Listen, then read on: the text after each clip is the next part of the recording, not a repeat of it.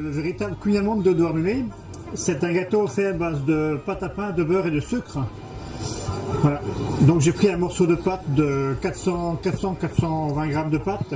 Je vais y étaler du beurre et je vais y étaler du sucre. Je vais prendre mon rouleau à pâtisserie.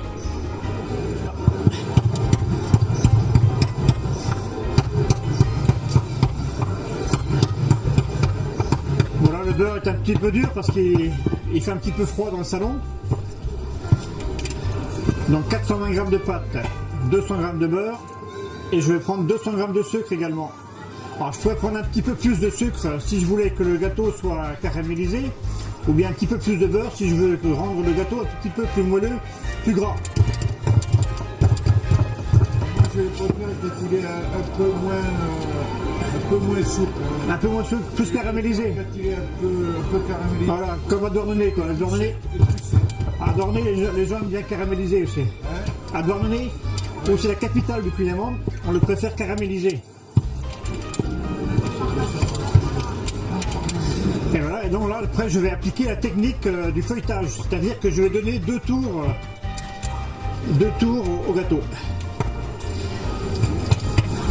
Donc j'ai fait une bonne répartition du beurre et du sucre.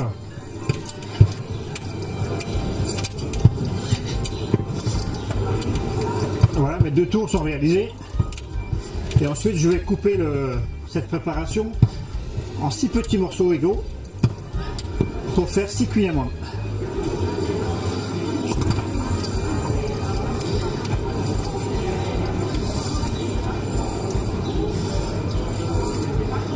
Voilà. Et là, on peut déjà voir qu'on retrouve les différentes couches de feuilletage dans le gâteau.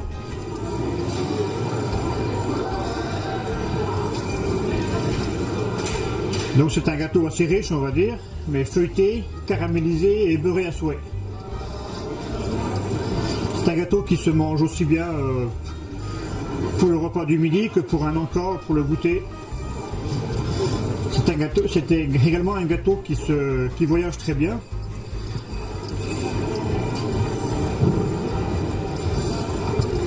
Et voilà, donc là après je donne une forme arrondie au cugnamant. Et ensuite je vais les mettre dans un petit moule,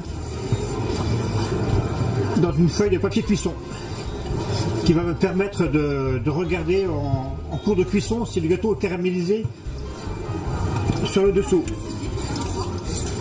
Voilà, j'ai préparé donc des petites feuilles de cuisson. Je les pose dessus.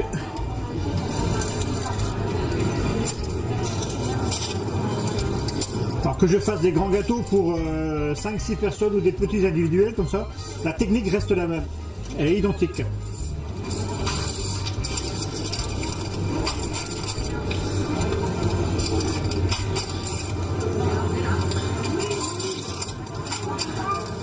Et voilà. Donc ça c'est vraiment la spécialité de Douarnenez. C'est un gâteau vraiment originaire de Douarnenez. On en trouve partout en Bretagne, mais c'est vraiment Douarnenez le fief du cugnamant.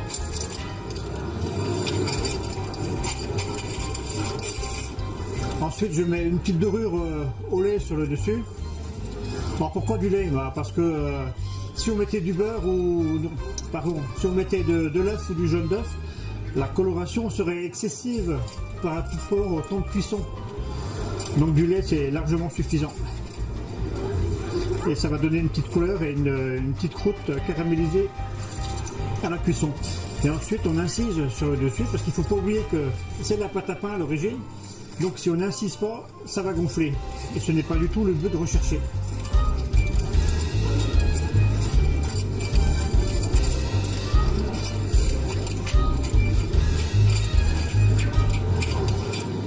Voilà. C'est donc voilà le véritable cugnamant de Douarnenez. C'est donc un gâteau fait à base de pâte à pain, de beurre et de sucre, de beurre demi-sel, je précise, parce que c'est ce beurre demi-sel et ce sucre qui vont caraméliser ensemble et qui vont former un caramel au beurre salé, qui vont ensuite être mélangés avec cette pâte fermentée, et c'est ça qui va donner ce goût caramélisé, ce goût particulier au cugnamant de Douarnenez. Et voilà, et ensuite je vais les mettre au four pendant 20-25 minutes.